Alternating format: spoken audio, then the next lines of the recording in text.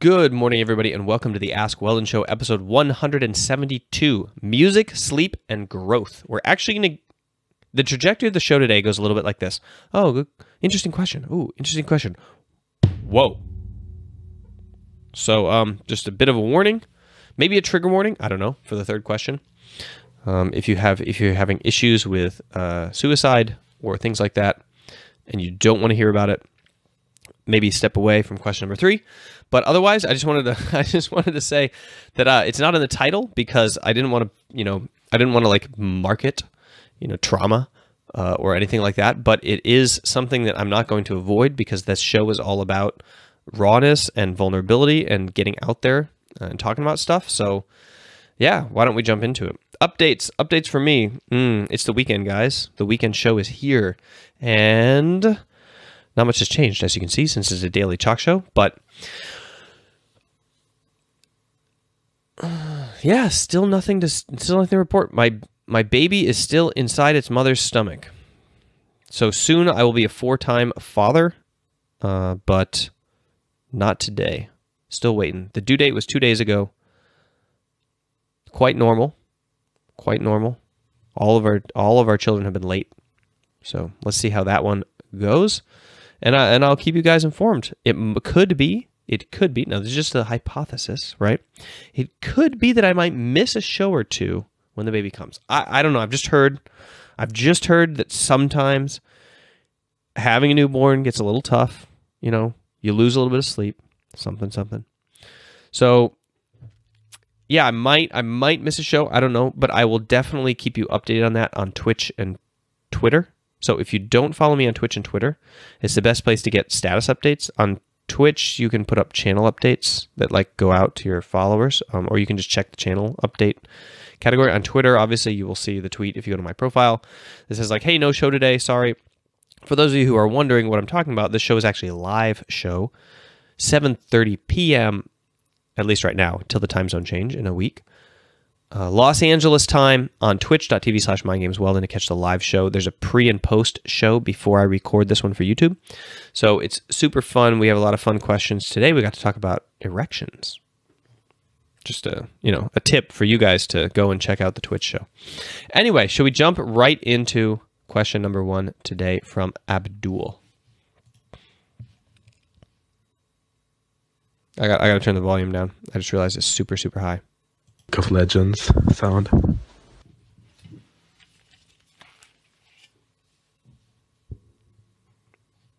What happened to the question? Oh, sorry guys. The question was at the end, and you only got to hear the end of it. I'm going to start it over.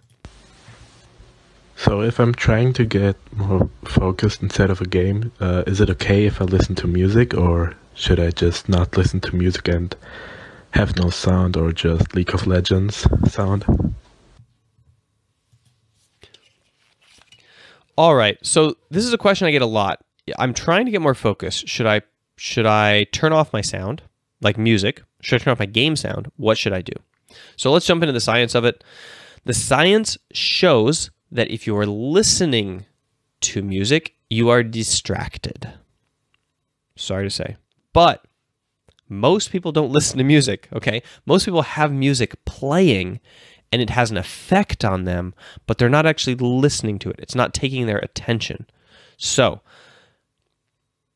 what is the answer to what, and then what effect does music actually have on you, right? So there is a number of sports psychology studies on music. One of my favorite ones, because it's getting uncovered, I would say, a lot more recently in the last 10 years. And I'm very excited about that. And there's entire actually fields of study in our neuroscience called music mind technology, which looks at music and things like music therapy, which look at the effect of music on the brain. So we know that music has a very powerful effect on people, and we know that it can be beneficial for sport performance. So it's not an automatic no, but at the base level, if you are listening to music, so you're listening to the lyrics, you're paying attention to it, you are distracting yourself. So let's get to that out of the way. Now, there have been studies that have looked at arousal through music. So can you use music to arouse yourself? And the answer is yes, if you do it correctly. and you attach the two events together, then you can use music, a certain kind of music. They've tested it with genres, I think, and also different specific songs to arouse yourself and that means basically to boost your adrenaline and your testosterone, I would guess, maybe your cortisol, maybe your stress level, in order to do a sprint or something like very strenuous right away. And so it's something that they can literally measure the effort put out, the effort output. And so for people that did it and trained it, it worked, and for other people it didn't. So that's not an automatic, but it is something that you can do if you use music in that way. And then it depends on the type of music that you prepare for yourself. As far as relaxation goes, I don't know the research well enough. I haven't read it. I haven't looked at it. I don't know any of the findings. I don't know any of the structure or the study design or any of the, the things that might limit it or make it better or worse. But I do know that people use music for therapy. I do know that people use music for relaxation. And what I do know is that this music is really conditioned. Like usually it's something that you're listening to a lot. So probably it's not distracting people from the game when they're listening to it. Now, I do not listen to music, and I don't listen to music specifically because I practice a ton of mindfulness, and music stops being in the background. I used to use it in the background to like give myself entertainment and noise. Now, because I intentionally pay attention to everything, it is literally just an extra stimuli that is distracting me from life and from the thing I'm trying to experience. So I only listen to music when I'm going to actually just be listening to music in order to listen to music. Or for arousal, for doing pull-ups, for example, where I'm just like, I want to like make my body super hype, and I want to engage my emotions like a ton so that I can try to push my limits on the pull-up bar. Sorry, not push-ups, pull-ups. Did I say pull-ups or push-ups? Anyway, yeah, so whether or not you should turn off in-game music, I always turn off in-game music because I figure it's pretty much useless. I think it's just a distraction for me. I think that if you're going to use music, you should have your own playlist that you're using specifically for that. I think that in-game music just becomes automated, and then either it's irrelevant and you're not listening to it because it's automatically just going through your ears, or it actually is covering up sounds or covering up other music you should be listening to, or covering up, or you notice it and then it distracts you. So I think in-game music and things like League of Legends, not that useful. But of course, some games have really high quality music, and that is actually preferable to shutting it off. League of Legends, I only shut it off because it's so repetitive. I only turn it on when the phone is around. So then I have it. Mostly, though, I want to hear in-game sounds. I treat it as a CSGO style environment. I do not listen to music. I only listen to League of Legends when I play League of Legends, and I only have game sounds on, and that's just the way that I do it. So that is one philosophy you can go by. Question answered. Bam. Okay. Question number 2 is from Ethan, and it's about sleep. Hey, Weldon. I'm wondering whether you have any methods of determining how much sleep a person needs every night. Should I just try out different lengths of time and sort of watch for any discernible change in how I feel and my performance? Or is there something more analytical and scientific that I can do so that I'm really confident in the answer that I come to? Thanks for your time. All right. First of all, thank you for the wonderful question. Generally speaking, we know how much sleep people need at different stages of their development. So we know, like we like on a population level, kind of an average level, we know how much sleep a 2-year-old needs, a 5-year-old, a 10-year-old, a 17-year-old, 22-year-old, etc. So, and it's generally 8 hours or more. We're talking like 8 to 15 hours, depending on where you are. It goes down, it like kind of goes up, and then it goes down a little bit, and then people hit puberty, it goes up again, then it kind of tapers off to your like 27s or whatever, and then evens out. And for the population, it's generally around 8 hours, right? So that's a recommendation. How much? Of course, you need more and less depending on your level of activity during the day. So yes, you should just pay attention to kind of relevant cues. You should pay attention to things like your joint health. You should pay attention to things like your ability to be very alert late in the day without coffee. and your kind of default tiredness level. You should pay attention to your emotional control and your emotional regulation, which is heavily influenced by sleep. Things like that, and you should be able to notice it and realize that your body is not always going to obey you by sleeping enough. That if you condition yourself to sleep 6 hours and then you go to bed early, you might wake up 2 hours earlier because you're just used to sleeping 6 hours. That doesn't mean that you don't actually need to be an 8-hour sleeper and you have to train your body to sleep 8 hours again, right? So there's a scary reality of sleep, which is that, of course, if you're having a bad day, you can sleep a nice 8 or 9 hours. But if you condition yourself to sleep less, you have to change it as a habit, meaning you have to religiously go to bed 2 hours earlier and religiously try to sleep those last 2 hours instead of getting up so that you increase your sleep level. All right. And I recommend going to bed earlier, not trying to sleep in later. It will almost never works to try to sleep in later. It's much better to just go to bed earlier if you're trying to extend your sleep into longer hours. All right, so now the answer to the scientific part of this question. Yes, we can pretty much figure out how much recovery you need, or if your sleep is giving you enough recovery, on a couple things. On one thing, heart rate variability. Not a couple things. Let's just go with one. Heart rate variability. Heart rate variability is a measure of, algorithmically, of the variation in your heartbeat. And there's a couple different formulas out there for calculating the heart rate variability measure, but there are open source ones.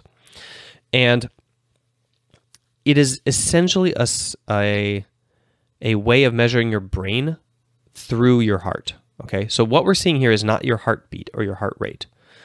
What we're seeing here is the regulation or the lack of regulation, so the regularity, I should say, or the lack of regularity of your heartbeat based on your brain's like either autonomic or sympathetic control of your heart. So depending on which portion of your brain, the autonomic nervous system or the sympathetic nervous system, is controlling your heart at that given time, your heart rate is either invariable or variant. So there's a lot of space between a beat, so that's variable heart rate. So it's like bum, ba bum, bum, bum, bum, bum, right? You hear the gap, or it's like bum, bum, bum, bum, bum, bum, bum, bum. Okay. So obviously in high stress times, when you're focused, when you're awake, when you're exercising, when you're awake, mostly, your heart is invariant. It's bum, bum, bum, bum, bum. When you're sleeping or when you're in passive recovery at mealtime, if you have sometimes during the day, you can enter into an invariant state, but 99.9% of the time it's going to be during sleep. Okay. And it's like invariant, or sorry, it's variant. So it's like dum, dum, dum, dum, dum, dum. Right. Okay. So you get the idea. So we can directly measure recovery, and then we can also measure stress, essentially, by seeing how long it takes for your body to unwind at the end of the day, by tracking what level of invariance you get at night. We can see burnout through this metric as well by looking at your disrupted sleep during the night, by looking at your heart rate variability when you sleep. So if you do something like you go to firstbeat.com, I think, or just Google First Beat. They have something called I think it's like a heart guard or a bodyguard or something like that. You can wear it for 3 days. You stick it on. You get a full 24-hour, around the clock. Oh, wait, hang on. I have it right here. Hold on, YouTube. Check this out.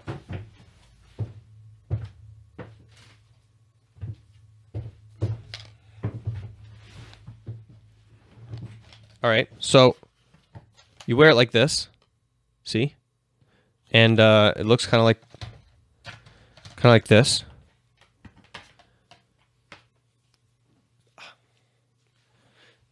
Oops. Yeah. And you get a readout which tells you, maybe they have a picture here somewhere. Basically, a 24-hour measure of your heart rate variability.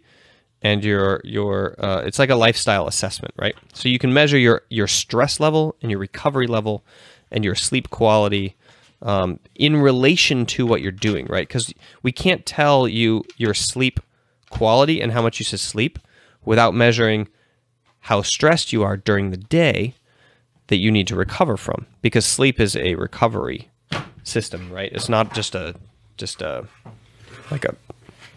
Anyway, it's dependent on the job you work, your family situation, your financial situation, your level of meditation, your level of physical activity, et cetera, your age. So it's much better to think of it in terms of measuring it for each individual person than to say, there's a specific number. But yeah, that's how you would go about scientifically trying to figure out your sleep. You can hack this out with your phone. You can just get like a Bedit, or you can get MFit QS is one of the things that's quite affordable that you can have on your bed all the time. MFit QS, EMFIT space QS. This is the sleeping tracker that I used with TSM when I was tracking their sleep and checking for burnout and moderating our training regime. So I could basically triple block until I saw people burning out and then stop triple blocking for the training. So we do 9 hours of training, except when we saw people's sleep being affected, we would go to 6 hours and we'd do recovery. So we wouldn't increase sleep, right? But we would decrease training load so that sleep was more effective, if that makes sense. So that's one way to look at it. And also we were, of course, policing people's sleep and then saying like, hey, it's your job to get good sleep. So make sure you do it for your team. Yeah, so I hope that was helpful. And best of luck, First Beat and MFit, with your sales this month. Maybe things improve and you're like, what happened? Did some YouTuber mention our products online? Okay, let's jump into the last question. Are you guys ready? Oh, before I jump into the last question, sorry. I'm not ready. I want to talk about the MAC program, the Mindfulness Acceptance Commitment Program. This is the program that I use to essentially reach amateur performers of all different stripes. So this is an elite performance, a peak performance program centered around mindfulness with the concepts of acceptance and commitment attached to them. And it's not necessarily for esport, although it is geared toward gamers, because these are the stories that I tell, and because people are motivated to play a video game, and so we use that motivation for a benefit in all other areas of your life. The idea is, how do I play a game seriously and improve everything I'm doing instead of decrease everything I'm doing, or like take away from everything else I'm doing? And the answer is you can. And I generally get 2 results from people who go through this program. It's an online video course. Okay, so it's not like a training program that I do specifically with you live. It's an online video course. Soon to be an app, by the way. So not going to be a video course, going to be a cool app. But that's for another conversation. Essentially, I get two kind of statements after a program like this. People either say, wow, this helped me rank up, it helped me really focus, and I improved in the game, or I quit playing video games and I got better at what I was doing. So they mastered their escapism and their procrastination, and they stopped playing video games, and they became a better student or manager or therapist or whatever it is that they're trying to tackle. I have an amazing testimonial in my Twitch chat just a little bit ago from this guy. He says, by the way, I just wanted to say the MAC program fundamentally changed my practice as a therapist. I got it because I wanted it to help with my league play. I ended up sticking to it because I noticed huge improvements in my ability to stay present when working with my clients. So there you go. That's basically par for the course for what I hear from people about this program. So I do recommend it. It's very inexpensive. You can use the code AskWeldon to get your $5 discount to bump the price down from $30 to $25. And you can always get a refund. So you can just say, hey, at any point, when I say 100% guarantee over here in the corner, this little like spammy looking star, what I mean is 3 years from now, if you're like, not really feeling it, you just email me and I send you your money back. I mean, like absolute satisfaction guarantee. Not going to worry about it. That is going to change, by the way.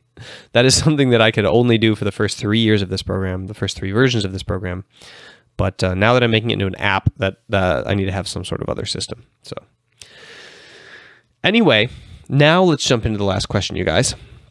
I did have one other update I wanted to give before I did the last question, but I totally forget what it was. Maybe it was just come join us on Twitch. No, I already said that. Oh, well. Why don't we jump in? And I do mean jump in. Hey, Weldon. So last Wednesday, I found my roommate dead on the ground in her room of alcohol poisoning. And I had to move out. And since then, I have felt a great shift in positive perspective and growth, but also separately, without doing much work on almost any of the many skills I've been practicing, like mindfulness and discipline in general skills, I have suddenly solidified many things that felt bottlenecked. Do you have any idea about why that might be? Yeah, so first of all, thank you for this question. And I'm going to try to talk about this without making light of the seriousness of kind of what you experienced, and understand that there may also be associated some trauma with what you experienced, but also I'm going to talk about it from the point of view of perspective, right? So a lot of the skills that we are training, to be perfectly honest, we are doing it because life is not presenting us the opportunity for risk or danger. So because we don't walk around as a 13-year-old and as a man, essentially, a 13-year-old man who has gone out and done their coming of age ceremony, in the frickin' jungle of North America, sent out by their tribe to survive and then come back and get married. We have a little bit of a different, I would say, development rate in modern society, which, there's all these memes like first world problems and stuff like that. But the reality is that there's much less risk of death in today's society compared to thousands of years ago. And our development trajectories are much more mental than they are forced upon us by the world. For good or for ill? For good, actually, because I believe in less suffering overall, right? Even if it slows us down in terms of our growth. So when you come across stark reality of like life and death, like the situation that you found yourself in, it can really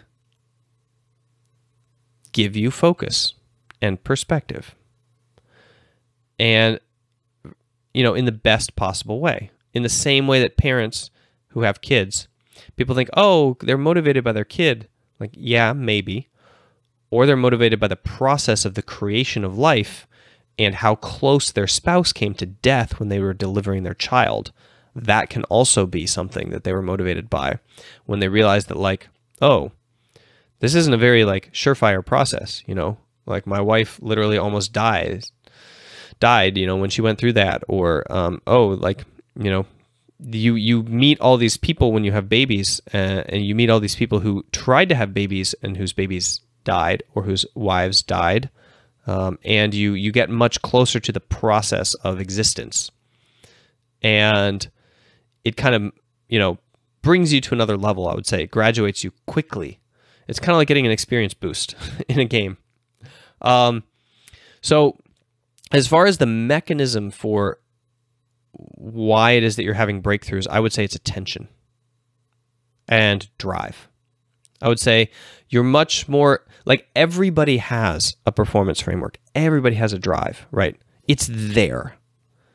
I know this because I've worked with enough people to discover that you can find people's framework and performance framework, and you can find people's drive and ambition if you do enough work. But it's really hard for people. Sometimes people don't get to that work or through that work until their 30s, or 40s or 50s. But if you have these kind of experiences that bring you close to life and close to death, you can do that work in an instant. You can just realize, yep, this is what I want, or this is what I don't want. And you can have intense clarity over your motivation, over your desire, over your drive, over your ambition. You can have incredible attention that you drive towards tasks, which of course increases your level of mindfulness and your level of discipline and all of these executive skills. I remember the Stoics would do this all the time. They would try to shock their system into gratitude and appreciation and mindfulness and discipline. It's a very Stoic philosophy to get up and meditate on the idea that all of your friends and family have died in order to give you clarity and motivation. That's a straight up Stoic practice. So what you experienced was a very Stoic moment in terms of your like personal growth and philosophy. And I think that people like can avoid these things and not tap into them if they avoid emotions. I think that maybe you were just very well prepared to face the emotions and that you are tackling them head on. I think that a lot of the training and conditioning we get in life is how to avoid emotions, and that is the exact thing you do not want to do when you want to kind of use the horrible things and tragedies that happen in your life for good. You want to say like, okay, well, this happened now. Like my roommate died, or I was raped, or this horrible, tragic, like universally recognized as morally and ethically wrong thing happened to me, or this unfortunate thing happened to somebody I love. So normally we are conditioned in society very well, in fact, to like cope with emotional states and avoid tough ones so that we can stay at a very steady stress level throughout our lives. But that does not prepare us for these deep moments of life-altering tragedy or amazingness that happen, and because it happens also on the top end, right? And so we use the same coping mechanisms of avoidance to like run away from those emotions, which is wrong. We should use those emotions, and we should pile them in and work and kind of like use them as a way to cut through the curtains that are hanging. Like, I want you to imagine you're in a room, right? And there's curtains hanging everywhere, not just in front of the window, like everywhere. And you can use these moments of high clarity and emotion to just literally slice through everything in the room and open your mind and your perspective to have real clarity over what you want, over what kind of room you're in and how you want to decorate it. Let's put it that way. And I think of another Stoic practice that's modern, where people have a death day calendar on their laptop, right? Their desktop. They open up their computer and it has a grid, like a 300 by 300 grid or a 1000 by 1000 grid, and it has a box for every single day you have left until you die. And every single morning you open your computer and it goes psh, and one of the little boxes disappears. Another day toward death. This is one of the reasons I love working in high performance so much, because you get the same thing in elite performance. Like, you're pushing yourself to the edge of life, and your job is to not avoid emotions the same way that normal people do. If you do that, you will not be an elite performer. You will not be able to push your craft to the edge of human capabilities. And so a lot of the same topics come up as when you deal with grief. For example, if you are able to open yourself up to the wounds of losing, and you don't avoid and protect yourself and make excuses, you can lose a game that you really want to win. And I don't mean want to win like a normal person in the middle of the bell curve wants to win a game. I mean, you can lose a game like that you really want to win, and you experience grief afterwards, because the brain is a very efficient thing. When we invented games, when we humans invented games, we didn't evolve a section of our neurons to deal with things like losing a game. We just co-opted the section that we already used to deal with, that we were already using to deal with the loss of life. So literally, when you lose a game, you are grieving with the same neurons that you would use to grieve, somebody who's passed. And people's ability to be vulnerable to the extent of that pain of death. If you look at, like, for example, Luca from G2, there's a reason people think that he might have been and might be at different days and might be in the future one of the best, mid laners in the game. And that is because he is able to take himself to that edge of vulnerability so strongly that he can, he's like afterwards so broken on stage that he can't hold it together, right? So this is a sign of just how far he's able to push himself towards that edge without putting a safety net there, which is what most people do. So if you are able to handle like some sort of tragedy without a safety net, and you fully experience that grief, you can have this kind of clarity of purpose and this clarity of life, which gives you power over yourself and what you want to do. So yeah, sounds like you had an experience. I don't wish it upon anybody, of course, but I'm glad that you're using it to the fullest extent that you are reporting in your question. And that is the answer to our last heavy question of the day. With that, we're going to sign off, you guys. Thank you so much for the show today. I appreciate it. And if you want some sort of catharsis, come over to twitch.tv/mindgamesweldon. Let's talk. See you tomorrow.